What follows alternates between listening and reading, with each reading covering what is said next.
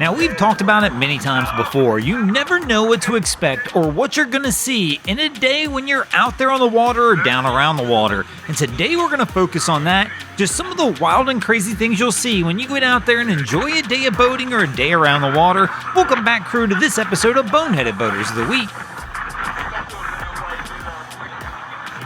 Now, sometimes some of the wild and crazy stuff we'll see down around the water won't necessarily be a crazy action. It might be just something crazy in the water like this. If you know what this is, let me know in the comments. Now, sometimes some of the wild and crazy stuff will be a little more traditional, like this here. Not something you see every day, but something that's still pretty wild to see even when you're just passing over a bridge like this, or like we saw when we were leaving Fort Lauderdale a few months back. We actually were going offshore and got stopped by a U.S. naval vessel and told we had to go north as there was a submarine we could see off in the distance. And then sometimes we'll see people being the submarine when they're out there trying to do a little fishing.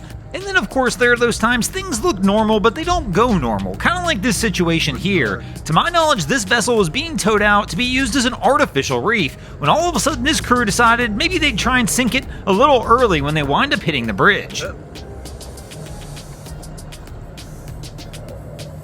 Oh.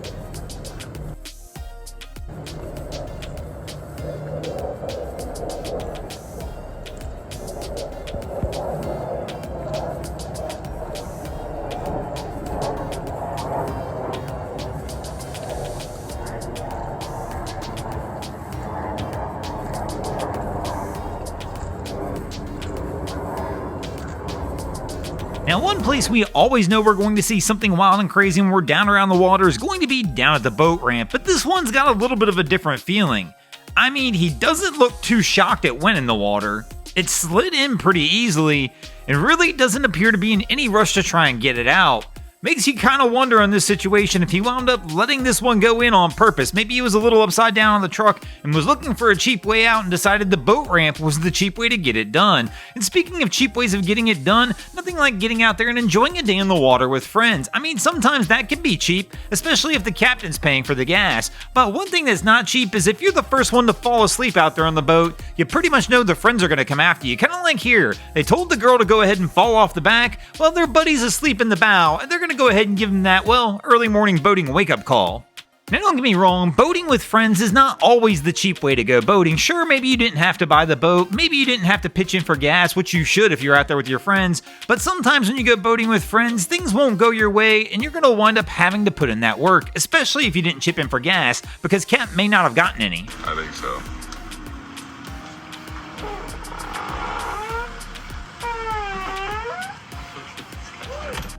Or, of course, you may have to put in that work down at the Sandbar if Cap winds up getting it stuck. Or maybe Cap has tow insurance. It's Mark.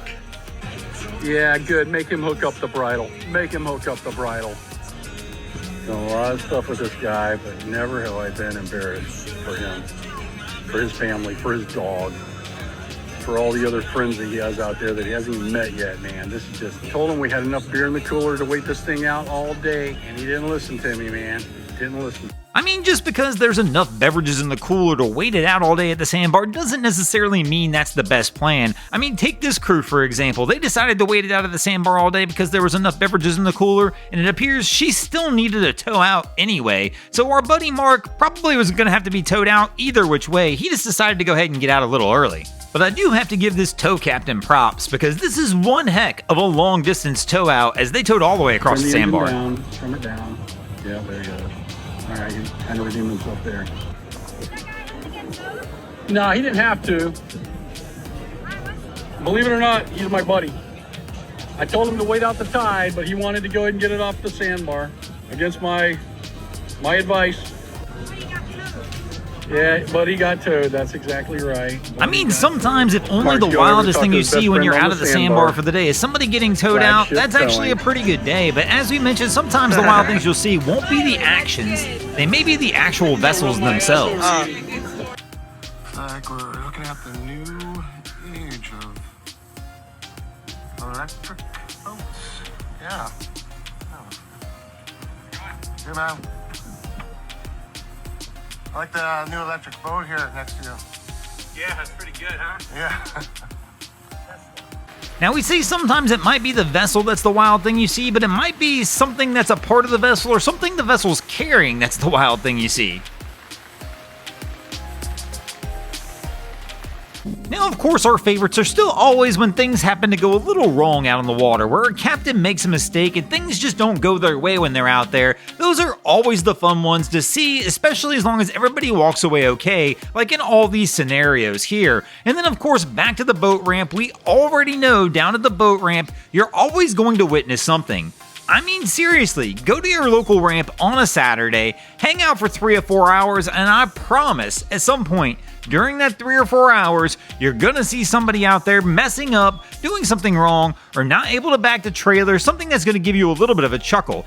Now, sometimes you don't even gotta make it down to the ramp, you just gotta get around the water and you'll watch people doing some silly things. I mean, for whatever reason, anytime people get around the ocean, the beach, or a little bit of water, they get a little crazy.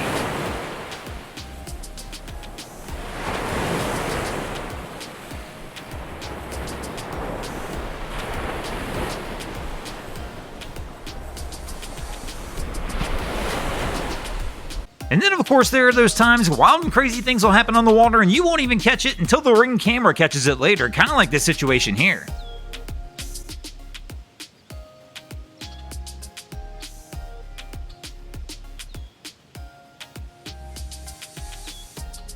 Now, our boating captain here decides to play a little boating pinball with the old boat lift, not realizing there's a camera recording all of his actions. Now, this captain does wind up smacking the lift several times and actually does wind up causing damage to the lift and the boat that's on the lift in the end. But of course, like so many boating incidents we see, captain doesn't even bother to stop.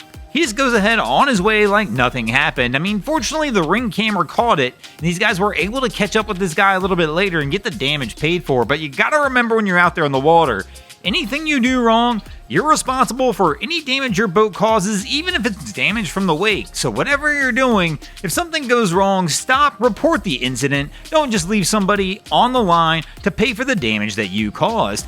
Sure, I know sometimes it might be easy just to walk away. You think, oh, there's no real damage, everything's okay, but you never know. Sometimes the damage is a little harder to see, and other times it's a little more obvious. Obviously, the bigger the boat, the bigger the damage.